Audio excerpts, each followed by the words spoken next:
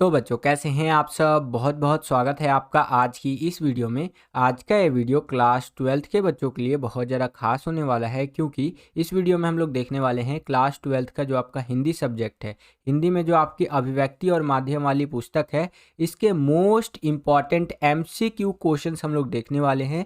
जो आपका 2024 में जो अभी बोर्ड एग्ज़ाम होने वाला है 19 फरवरी को, इस 19 फरवरी के बोर्ड एग्ज़ाम में आपको ये MCQ क्वेश्चंस बहुत ज़्यादा मदद करेंगे, क्योंकि जो भी MCQ क्वेश्चंस हम लोग डिस्कस करेंगे इस वीडियो के अंदर, इसमें से बहुत सारे क्वेश्चंस आपके पेपर में डिट्टो रिपीट हो सकते हैं। इस बात की बहुत ज़्यादा संभावना है, तो वीडियो को पूरा ज़रूर देखिएगा। और अगर आप चैनल पर नए आ गए हैं, अभी तक आपने चैनल को सब्सक्राइब नहीं किया है, तो सब्सक्राइब कर लीजिए। इसी तरह की वीडियोस हम आपके लिए लेकर के आते रहते हैं। और इस वीडियो को ज़्यादा से ज़्यादा लाइक कीजिएगा बच्चों। जितना ज़्यादा वीडियो को आप लाइक करते हैं उतना ज़्यादा हमारा मोटिवेशन बढ़ता है और वीडियोस को बनाने के लिए। और एक दो चीज़ें और बता देता हूँ, जैसे अभिव्यक्ति माध्यम का वन शॉट वाला वीडियो ऑलरेडी हमने डाल दिया है आपका इस साल का बोर्ड एग्जाम के लिए। अंतरा का जो वन शॉट का वीडियो है, अंतराल का जो वन शॉट का वीडियो है, ऑलरेडी अपलोड किया जा चुका है। और हिंदी का 5 सैम्पल पेपर का वीडियो ऑलरेडी अपलोड किया जा चुका है। इतना सारा कंटेंट आपको चैनल पे देखने को मिल जाएगा, उनको जरूर देख करके जाइएगा बच्चों। आपका जो बोर्ड एग्जाम होने वाला है 19 तारीख को, उसके अंदर आपको बहुत ज़्यादा हेल्प मिलने वाला है, ठीक है। और हमने आपके लिए एक सरप्राइज तैयार कर रखा है। अगला जो आप क्लिप देखेंगे वो उसी सरप्राइज से रिलेटेड है। अगर आपने उस सरप्राइज को अपना लिया तो आप अपने बोर्ड एग्जाम की तैयारी को नेक्स्ट लेवल पर ले जा सकते हैं बच्चों। तो देखिए वो वाला क्लिप। हम आपके लिए लेकर के आए हैं हिंदी के 20 सैंपल पेपर्स। जी हाँ बच्चों, अगर आप इन 20 सैंपल पेपर्स की तैयारी करते हैं तो आप अपने बोर्ड एग्जाम्स में बहुत अच्छे मार्क्स प्राप्त कर सकते हैं। आज ही इन सैंपल पेपर्स को लीजिए और अपने बोर्ड एग्जाम की जो तैयारी है उसको नेक्स्ट लेवल पर लेकर के जाइए। इन सैंपल पेपर्स के अंदर हमारा आज तक का सारा एक्सपीरियंस आपको देखने को मिलेगा। तो सैंपल पेपर लेने के लिए स्क्रीन पर दिए हुए नंबर पर कॉन्टैक्ट कीजिए और 50% की भारी छूट का लाभ उठाइए। पहला क्वेश्चन देखिए बच्चों, यहाँ पर क्या पूछ रहा है हमसे कि रेडियो कैसा माध्यम है, ठीक है। आप में से बहुत सारे ऐसे बच्चे होंगे जिन्होंने रेडियो देखा होगा कि रेडियो किस तरह का होता है। बहुत सारे ऐसे बच्चे होंगे जिन्होंने रेडियो नहीं देखा होगा कि रेडियो कैसा होता है। लेकिन एटलीस्ट आप सभी बच्चों ने चित्र जरूर देखा होगा कि कैसा रेडियो होता है, ठीक है। तो रेडियो जो है बच्चों वो श्रव्य माध्यम है। श्रव्य मतलब उसके अंदर से केवल आवाज़ आती है और उसको आप सुन सकते हैं, उसके अंदर कुछ आप देख नहीं सकते हैं, ठीक है। इसीलिए इसको श्रव्य माध्यम कहा जाता है। तो क वाला विकल्प आपका बिल्कुल सही उत्तर हो जाएगा। इसके नीचे चले तो दूसरा क्वेश्चन यहाँ पर आप देख सकते हैं। और दूसरा क्वेश्चन डिस्कस करने से पहले आप सभी बच्चों को मैं एक बात बताना चाहूँगा। इस वीडियो में हम लोग 50 MCQ डिस्कस करेंगे, जो कि आपके बोर्ड एग्जाम के लिए बहुत ज़्यादा ज़रूरी है, ठीक है। और आप सभी बच्चों को यहाँ पर अपने मन में आंसर्स जो है सो कि देखते चलना है कि हाँ जो ये सर क्वेश्चन बता रहे हैं इसका ये आंसर होना चाहिए। बाकी मैं आपको करेक्ट आंसर बताता हुआ चलूँगा, ठीक है। जब 50 MCQ क्वेश्चंस मैं आपको करवा दूंगा तो लास्ट में आपको कमेंट करना है इसी वीडियो के कमेंट सेक्शन में कि सर मेरे इतने में से इतने क्वेश्चन सही गए, ठीक है। इतने MCQ क्वेश्चंस का आंसर मैंने मन में लगा रहा था, इस तरह से अंदाज़ा लगा रहा था, तो इतने क्वेश्चंस का जवाब मैंने सही दिया मन में, ठीक है। तो लास्ट में आपको बताना है कमेंट करके कि 50 में से आपके कितने नंबर आए। ईमानदारी से बताइएगा, ठीक है बच्चों। चलिए दूसरा क्वेश्चन देखिए यहाँ पर क्या है। निम्नलिखित में से कौन सी रेडियो समाचार की विशेषता है? तो इसमें शब्द और आवाज़ ही सब कुछ होता है, यही रेडियो समाचार की विशेषता है। जो रेडियो समाचार होता है, जैसे अभी आप सुन रहे हैं आकाशवाणी, ठीक है। आकाशवाणी पे हम आपको आज की ताज़ा खबरें सुनाने वाले हैं। तो इस तरह से जो आवाज़ें आप सुनते हैं वही रेडियो की विशेषता है। इस पर शब्द ही सुन सकते हैं और आवाज़ ही आप सुन सकते हैं रेडियो के ऊपर, ठीक है। नेक्स्ट क्वेश्चन देखिए। किसी भी माध्यम के लिए समाचार लेखन की प्रचलित शैली कौन सी है? तो समाचार लेखन की जो सबसे प्रचलित शैली होती है बच्चों वो होती है उल्टा पिरामिड शैली। इसमें क्या होता है, सबसे इंपॉर्टेंट चीज़ को सबसे पहले रखा जाता है, यानी सबसे महत्वपूर्ण चीज़ को सबसे पहले सुनाया जाता है, बताया जाता है, लिखा जाता है, फिर उससे कम महत्वपूर्ण, फिर उससे कम महत्वपूर्ण, इस तरह से एक क्रम चलता रहता है जब तक समाचार जो है वो खत्म नहीं हो जाता। फॉर एग्जाम्पल एक अखबार आप उठाइएगा, ठीक है। अखबार के फर्स्ट पेज पे आप देखेंगे तो सबसे इंपॉर्टेंट चीज़ें छपी हुई रहती हैं। जैसे आज मोदी जी ने कर दिया इस चीज़ का उद्घाटन, आज देखिए यहाँ पर इस चीज़ का उद्घाटन हो गया, ठीक है। ये देखिए देश दुनिया में ये चल रहा है, अमेरिका में इलेक्शन होने वाला है, ठीक है। तो जो भी महत्वपूर्ण खबरें होंगी, जो ऑडियंस सबसे ज़्यादा देखना पसंद करती है, पढ़ना पसंद करती है, उस सबसे पहले यानी फ्रंट पेज पे छापा जाएगा। जो कम उससे इंपॉर्टेंट होगा वो सेकंड पेज पे छापा जाएगा इस तरह से, फिर उससे कम इंपॉर्टेंट फिर वो थर्ड पेज पे होगा इस तरह से। फिर ये सिलसिला तब तक चलता रहेगा जब तक आपका यहाँ पर न्यूज़ जो है या समाचार पत्र जो है एंड यहाँ पर नहीं हो जाता, ठीक है बच्चों, जो समाचार पत्र है वो एंड नहीं हो जाता, तो इसे ही उल्टा पिरामिड शैली कहते हैं। समाचार पत्र इसी में लिखे जाते हैं, जो मैगजीन्स आती है वो भी इसी में लिखे जाते हैं, जो टीवी पर न्यूज़ दिखाया जाता है वो भी इसमें दिखाया जाता है, जो रेडियो पर न्यूज़ सुनाया जाता है वो भी इसी में सुनाया जाता है, इसी शैली के अंदर। हिंदी में शैली बोलते हैं, इंग्लिश में स्टाइल बोलते हैं। ठीक है, आई होप कि आपको क्लियर हो गया होगा। अगला क्वेश्चन देखिए, यहाँ पर चौथा क्वेश्चन क्या पूछ रहा है कि किसी बड़ी एवं महत्वपूर्ण खबर को कम से कम शब्दों में तत्काल दर्शकों तक पहुंचाने को क्या कहते हैं? तो इसे फ्लैश या ब्रेकिंग न्यूज़ कहते हैं। क्या कहते हैं बच्चों? फ्लैश या ब्रेकिंग न्यूज़। फॉर एग्जांपल, जैसे मान लीजिए आपका सीबीएसई का डेट शीट आ गया, तो कैसे टीवी पे आने लग जाता है, ब्रेकिंग न्यूज़, देखिए बच्चों की डेट शीट आ चुकी है, बच्चे हो जाए सावधान, तैयारी करने के लिए हो जाइए यहाँ रेडी, आपकी डेट शीट आ चुकी है, सीबीएसई के द्वारा आपकी डेट शीट कर दी गई है जारी। ठीक है, तो इस तरह से जो तत्कालिक दर्शकों तक पहुंचाया गया यहाँ पर खबर होता है कम से कम शब्दों में, वो आपका फ्लैश या ब्रेकिंग न्यूज़ कहलाता है। ओके बच्चों, चलिए अगला क्वेश्चन देखिए, यहाँ पर पांचवा क्वेश्चन क्या है कि एंकर विजुअल क्या है? तो एंकर विजुअल होता है बच्चों, घटना के दृश्य और उस पर आधारित खबर एक साथ चलते हैं, ये एंकर विजुअल कहलाता है। कहने का मतलब ये है कि जो घटना के दृश्य है, जो घटना हुई है, मान लीजिए कि कहीं कोई एक्सीडेंट हो गया, कहीं पर लैंडस्लाइड हो गया, पहाड़ धंस गया, इस तरह से, तो वो टीवी पर आपका उसका विजुअल दिखाया जाता है, यानी कि उसका वीडियो दिखाया जाता है और उस पर आधारित खबरें चल रही होती है, यही आपका एंकर विजुअल होता है। ठीक है बच्चों, चलिए अगला क्वेश्चन देखिए, घटना स्थल से खबर का सीधा प्रसारण क्या कहलाता है? तो घटना स्थल से खबर का जो सीधा प्रसारण होता है वो लाइव कहलाता है, कि देखिए हमारे सहयोगी लाइव जुड़े हुए हैं इस घटना स्थल से, अभी अभी यहाँ पर ये घटना हुई है, ट्रेन यहाँ पलट गया है, ये हो गया वो हो गया। इस तरह के जो घटना स्थल पर एक व्यक्ति पहुंच जाता है और लाइव चैनल के माध्यम से वो टीवी में आ रहा होता है, खबरों का सीधा प्रसारण टीवी के अंदर हो रहा होता है, इसे यहाँ पर लाइव कहा जाता है। आजकल तो यूट्यूब पर भी लाइव का फीचर है, इंस्टाग्राम पे भी लोग लाइव आ जाते हैं कि देखिए हम तो यहाँ पहाड़ में आ गए, शिमला में, ये देखिए नया नया इधर पहाड़ एकदम बड़ा बड़ा होता जा रहा है, बर्फ गिरा हुआ है इधर। ठीक है, तो ये आपका लाइव कहलाता है। ओके बच्चों, अगला देखिए यहाँ पर क्वेश्चन क्या है, ये आपका छठा क्वेश्चन था, और जस्ट अ सेकेंड, ये थोड़ा सा ना ये एरर है आपका, ध्यान रखिएगा, सीरियल नंबर का एरर है, बाकी क्वेश्चंस को बिल्कुल ध्यान से देखते हुए चलिए। ठीक है, यहाँ पर अगला है एंकर पैकेज क्या है? तो एंकर पैकेज होता है बच्चों, खबर को एंकर द्वारा संपूर्णता से प्रस्तुत करना, ये एंकर पैकेज कहलाता है। ठीक है बच्चों, चलिए अगला क्वेश्चन देखिए, एंकर बाइट क्या है? तो एंकर बाइट होता है बच्चों, घटना के प्रत्यक्ष दर्शियों का कथन, ये एंकर बाइट होता है। नेक्स्ट क्वेश्चन देखिए, यहाँ पर क्या है कि वॉइस ओवर क्या है? तो वॉइस ओवर होता है बच्चों आपका यहाँ पर गतिशील दृश्यों के पीछे से आ रही आवाज़। बहुत आसान सा है ये क्वेश्चन, जैसे एग्जाम्पल के लिए मैं आपको बताऊंगा, तुरंत आप समझ जाएंगे। जैसे ये जो आप वीडियो देख रहे हैं, इस वीडियो में जो ये आप देख पा रहे हैं, मेरा ये पेन चल रहा है इस तरह से, है कि नहीं?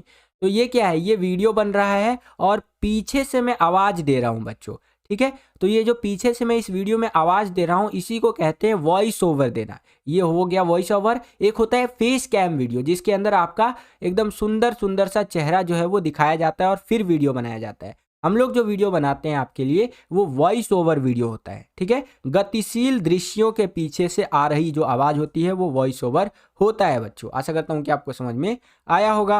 अगला क्वेश्चन देखिए, यहाँ पर क्या पूछ रहे हैं हमसे कि घटना के दृश्यों को शूट करते समय जो आवाज़ें खुद चलती जा आती हैं, वे क्या कहलाती है? तो वो कहलाती है नेट साउंड। क्या कहलाती है बच्चों? Net sound. नेक्स्ट क्वेश्चन देखिए, यहाँ पर क्या है कि रेडियो और टेलीविज़न के लिए समाचार की भाषा कैसी होनी चाहिए? तो रेडियो और टेलीविज़न के लिए जो समाचार की भाषा है वो बोलचाल की सरल भाषा होनी चाहिए, संप्रेषणीय होनी चाहिए, प्रभावी भाषा होनी चाहिए और वाक्य छोटे और सरल और स्पष्ट होने चाहिए, ताकि आसानी से ऑडियंस जो है उससे कनेक्ट कर सके। ओके बच्चों, चलिए अगला क्वेश्चन देखिए, एक ही स्थान पर शीघ्रता से सूचना और ज्ञान का अथाह भंडार कहाँ मिल सकता है? तो बहुत आसान है, ये मिल सकता है आपको इंटरनेट पर। ठीक है, जहाँ पर इतना ज़्यादा इन्फॉर्मेशन है कि उसको एक्सेस करते करते आपका पूरा ज़िंदगी निकल जाएगा।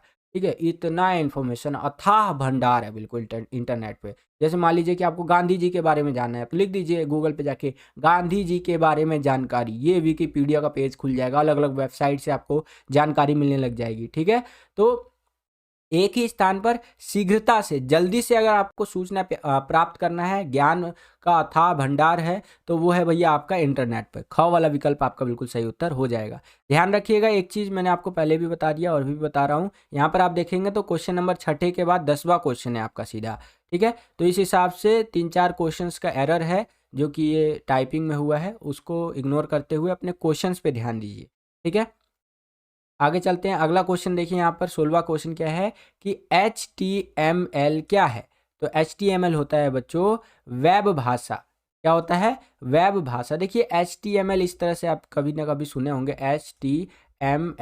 HTML जो है इंटरनेट पे प्रयोग किया जाता है, ये वेब भाषा होता है एक तरह से। इसमें कई सारे वेबसाइट से चीज़ें रिलेटेड करता है। ठीक है, तो ये आपका वेब भाषा होता है, बस आप इतना याद रखिए, ज़्यादा डिटेल में मत जाइए। अगला क्वेश्चन देखिए यहाँ पर क्या है, 17वां क्वेश्चन कि भारत इंटरनेट पत्रकारिता की शुरुआत का श्रेय किसे जाता है। भारत के अंदर इंटरनेट पत्रकारिता की जो शुरुआत हुई है उसका श्रेय यानी क्रेडिट किसको जाता है, तो यहाँ पर kidiff.com जो है आपका, इसको जाता है। ठीक है बच्चों, क वाला विकल्प आपका बिल्कुल सही उत्तर हो जाएगा। अगला क्वेश्चन देखिए, हिंदी नेट पत्रकारिता की शुरुआत का श्रेय किसे जाता है। तो हिंदी जो नेट पत्रकारिता की शुरुआत का श्रेय जाता है वो वेब दुनिया को जाता है। किसको जाता है बच्चों? वेब दुनिया को। अगला क्वेश्चन देखिए, अनुभूति अभिव्यक्ति हिंदी नेस्ट सराय क्या है। तो ये है आपका साहित्यिक वेब पत्रिकाएं करके। ठीक है, नेक्स्ट क्वेश्चन देखिए, हिंदी का कौन सा समाचार पत्र प्रिंट ना होकर केवल इंटरनेट पर उपलब्ध है। तो वो है आपका यहाँ पर जो कि साक्षी करके। ठीक है, ये आपका करेक्ट आंसर हो जाएगा। अगला क्वेश्चन देखिए, हिंदी नेट पत्रकारिता के लिहाज से सर्वप्रथम साइट कौन सी है। तो इसके हिसाब से BBC जो है सबसे कह लीजिए सर्वश्रेष्ठ है। ठीक है, किसी खबर का घटना स्थल से सीधा प्रसारण क्या कहलाता है बच्चों। तो लाइव कहलाता है, मैंने आपको बता दिया।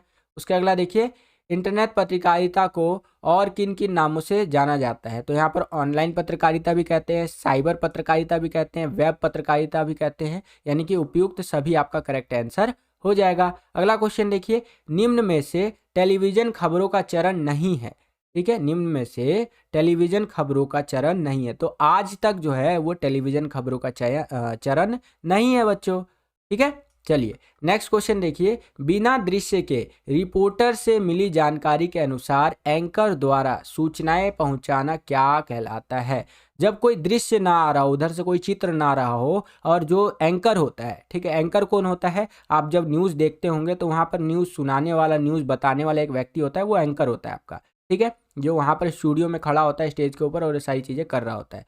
तो जो बिना दृश्य के, कोई दृश्य नहीं आ रहा होता किसी घटना स्थल से, मान लीजिए कहीं घटना हो गई, कहीं ट्रेन हादसा हो गया, भगवान ना करे कहीं हो, लेकिन मान लेते हैं कि कहीं पर ट्रेन हादसा हो गया, ट्रेन डीरेल हो गई या कुछ हो गया, इस तरह से एक्सीडेंट वगैरह हो गया, तो वहाँ से कोई दृश्य नहीं आ रहा है। ठीक है, रिपोर्टर से मिली जानकारी के अनुसार एंकर द्वारा सूचनाएं जो पहुंचाया जाता है, तो वो क्या कहलाता है बच्चों। तो वो कहलाता है आपका ड्राई एंकर। क्या कहलाता है बच्चों? ड्राई एंकर कहलाता है। ओके, चलिए अगला क्वेश्चन देखिए, जनसंचार का सबसे पुराना माध्यम कौन सा है। तो जनसंचार का जो सबसे पुराना माध्यम है वो प्रिंट माध्यम है। कौन सा माध्यम है बच्चों?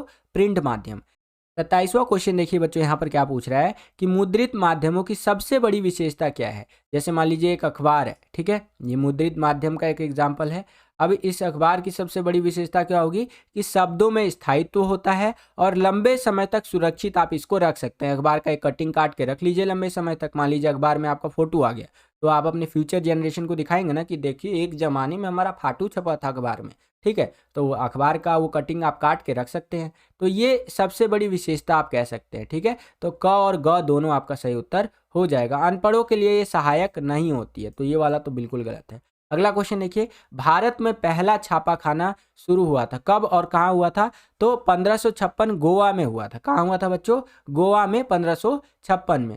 अगला क्वेश्चन देखिए, मुद्रण की शुरुआत किस देश से हुई। तो मुद्रण की जो शुरुआत हुई वो चीन से हुई। किस देश से हुई बच्चों? चीन से। नेक्स्ट क्वेश्चन देखिए, रेडियो जनसंचार का कौन सा माध्यम है। तो रेडियो जो है बच्चों वो श्रव्य माध्यम है। कौन सा माध्यम है बच्चों? श्रव्य माध्यम। अगला है रेडियो समाचार की संरचना किस शैली में होती है, तो उल्टा पिरामिड शैली में होती है।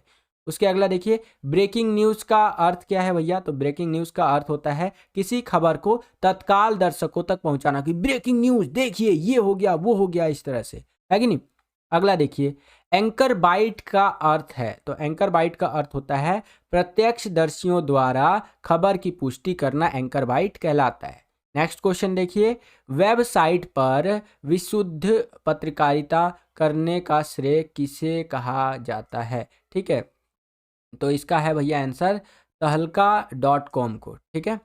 अगला वेब पत्रकारिता क्या है, तो ये मैंने आपको बता दिया है, ठीक है। यहाँ पर उपरोक्त सभी आंसर हो जाएगा। अगला क्वेश्चन देखिए पत्रकारिता में डेडलाइन क्या है। डेडलाइन आपको पता है, डेडलाइन मतलब एक लास्ट टाइम दे दिया जाता है, इस टाइम तक तो ये चीज़ खत्म करना ही है। तो आंसर होगा किसी समाचार माध्यम में समाचार को प्रकाशित होने हेतु प्राप्त करने की आखिरी समय सीमा होती है, ठीक है, ये डेडलाइन कहलाता है। नेक्स्ट समाचार लेखन की उल्टा पिरामिड शैली के 6 ककारों में सबसे पहला क्या आता है, इसमें आता है क्या। देखिए उल्टा पिरामिड शैली जब उसमें कोई समाचार लिखा जाता है या बोला जाता है तो 6 चीज़ें बहुत ज़्यादा इंपॉर्टेंट होती है, जिसे 6 ककार भी बोलते हैं। क्या, कब, कौन, कहाँ, कैसे, क्यों, इस तरह से करके टोटल 6 आता है। सबसे पहले जो आता है वो आता है क्या, क्या हुआ, कैसे हुआ, कैसे हुआ बाद में आता है, क्या हुआ पहले आता है, ठीक है। नेक्स्ट क्वेश्चन किसी भी ताज़ा घटना, विचार या समस्या की ऐसी रिपोर्ट जिसका अधिक से अधिक लोगों पर प्रभाव पड़ रहा हो क्या कहलाएगी, तो ये कहलाएगी बच्चों समाचार। क्या कहलाएगी, समाचार कहलाएगी।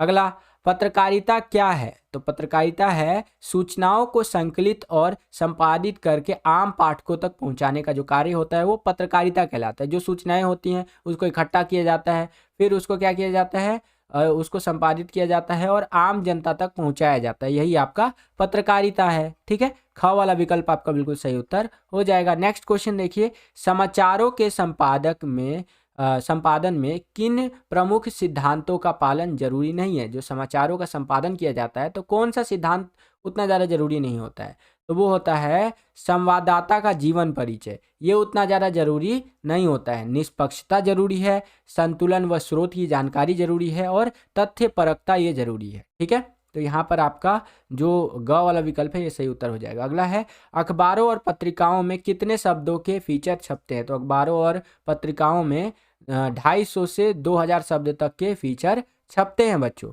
अगला क्वेश्चन देखिए छपने के लिए आई सामग्री की अशुद्धियों को दूर करके उसे पठनीय बनाने की प्रक्रिया क्या कहलाती है, तो ये कहलाती है बच्चों संपादन। क्या कहलाती है, संपादन। जो भी चीज़ें छपने के लिए आती है उसकी अशुद्धियों को दूर कर देते हैं और उसे पढ़ने योग्य बनाते हैं, यानी पठनीय योग्य बनाते हैं। ये जो प्रक्रिया होता है, ये जो प्रोसेस होता है उसे संपादन कहा जाता है, ठीक है। नेक्स्ट क्वेश्चन देखिए निम्नलिखित में से संपादन का सिद्धांत कौन सा है। जो संपादन होता है उसका सिद्धांत है तथ्यों की शुद्धता देखना, कि जो फैक्ट्स दिए गए हैं छापने के लिए वो शुद्ध है यानी सही है या गलत है। वस्तु परकता और निष्पक्षता देखना, कि निष्पक्ष है ये चीज़ें या नहीं है वो देखना। संतुलन और स्रोत देखना। इस हिसाब से उपयुक्त सभी आपका करेक्ट आंसर हो जाएगा। नेक्स्ट क्वेश्चन देखिए लोकतंत्र का चौथा स्तंभ किसे कहा जाता है, तो पत्रकारिता को लोकतंत्र का चौथा स्तंभ कहा जाता है। बहुत इंपॉर्टेंट क्वेश्चन है, पेपर में कई बार आ रखा है और जितने भी क्वेश्चन करवा रहा हूं मैं आपको बहुत ज़्यादा इंपॉर्टेंट है। अभिव्यक्ति माध्यम के MCQ अगर बात करूँ ये सब, तो ये कई बार पेपर में आ रखे हैं और अभी जो आपका बोर्ड एग्जाम होने वाला है इसमें आने की संभावना बहुत ज़्यादा है, तो बिल्कुल भी हल्के में मत लीजिएगा। नेक्स्ट क्वेश्चन देखिए किसी पत्रकार के कार्य के लिए सच्चाई, संतुलन, निष्पक्षता एवं स्पष्टता क्या है, तो ये है भैया यहाँ पर उसका यहाँ पर सिद्धांतों की महत्वपूर्ण बैसाखियाँ हैं। ये किसी पत्रकार की कह लीजिए सिद्धांत होने चाहिए कि वो सच्चाई दिखाए, संतुलन बनाए रखे, निष्पक्ष रहे, स्पष्टता से दिखाए, है कि नहीं। तो ये सिद्धांतों की महत्वपूर्ण बैसाखियाँ हैं किसी पत्रकार के कार्य के लिए। नेक्स्ट क्वेश्चन PTI और UNI जो है ये क्या है, तो ये बच्चों आपका समाचार एजेंसी है। क्या है बच्चों, समाचार एजेंसी। नेक्स्ट क्वेश्चन विभिन्न घटनाओं पर अखबार की राय क्या कहलाती है, तो विभिन्न घटनाओं पर अखबार की जो राय होती है वो संपादकीय कहलाती है। क्या कहलाती है बच्चों, संपादकीय। नेक्स्ट क्वेश्चन देखिए संपादकीय कौन लिखता है, तो संपादकीय लिखता है विशेष संपादक। कौन लिखता है बच्चों, विशेष संपादक। नेक्स्ट क्वेश्चन देखिए संपादकीय में किसकी राय होती है, तो संपादकीय में जो अखबार होती है उसकी राय होती है, ठीक है। अगला क्वेश्चन, समाचार पत्र की आवाज क्या होता है? समाचार पत्र की जो आवाज मानी जाती है वो संपादकीय को मानी जाती है। नेक्स्ट क्वेश्चन देखिए, सार्वजनिक तौर पर उपलब्ध तथ्यों, सूचनाओं तथा आंकड़ों की गहराई से छानबीन करने वाली विशेष रिपोर्ट को कहते हैं। तो इसे कहते हैं बच्चों इन डेप्थ रिपोर्ट, यानी बिल्कुल इन डेप्थ में जाकर के जो रिपोर्टिंग की जाती है। ठीक है, तो ग वाला विकल्प आपका सही उत्तर हो जाएगा। 4 क्वेश्चन वहाँ मिसिंग थे, तो 4 क्वेश्चन हम एक्स्ट्रा करेंगे जिससे कि हमारा 50 MCQ कंप्लीट हो जाए। तो यहाँ पर देखिए क्वेश्चन है कि कुछ महत्वपूर्ण लेखक जो अपने खास वैचारिक रुझान के लिए जाने जाते हैं, ऐसे लेखकों की लोकप्रियता को देखकर उन्हें समाचार पत्र के लिए क्या कार्य सौंपा जाता है? तो उन्हें नियमित स्तंभ लेखन सौंपा जाता है। क्या सौंपा जाता है बच्चों? नियमित स्तंभ लेखन। नेक्स्ट क्वेश्चन देखिए, किसी घटना या समस्या जिससे अधिक से अधिक लोग प्रभावित हो या रुचि रखते हो उसको क्या कहते हैं? तो उसको समाचार कहते हैं। क्या कहते हैं बच्चों? समाचार। नेक्स्ट, समाचार पत्रों का मुख्य कार्य क्या है? तो जो समाचार पत्र होते हैं उनका मुख्य कार्य होता है सूचना देना, जागरूक करना, शिक्षित करना, इस हिसाब से उपरोक्त सभी। अगला क्वेश्चन देखिए, समाचार लेखन में कितने ककारों का प्रयोग किया जाता है? तो ये तो मैंने बता ही दिया आपको, 6 ककारों का प्रयोग किया जाता है। ठीक है, तो यहाँ पर हमारे 50 MCQ कंप्लीट होते हैं। आप मुझे कमेंट करके बताइए कि आपने कितने सही आंसर्स अपने मन में सोचे थे, जो कि आपका होता है 50 में से आपके कितने नंबर आए। ठीक है बच्चों, बस बच्चों यही था आज का ये वीडियो। आशा करता हूँ कि आपको ये वीडियो पसंद आया होगा। अगर आपको ये वीडियो पसंद आया तो ज़्यादा से ज़्यादा इस वीडियो को लाइक कीजिए। जितना ज़्यादा वीडियो को आप लाइक करते हैं उतना ज़्यादा हमारा मोटिवेशन बढ़ता है और वीडियोस को बनाने के लिए। अगर आप चाहते हैं कि आप अपने हिंदी के बोर्ड एग्जाम की तैयारी और अच्छे से कर सके तो आप हमारे हिंदी के 20 सैम्पल पेपर्स की PDF बाय कर सकते हैं।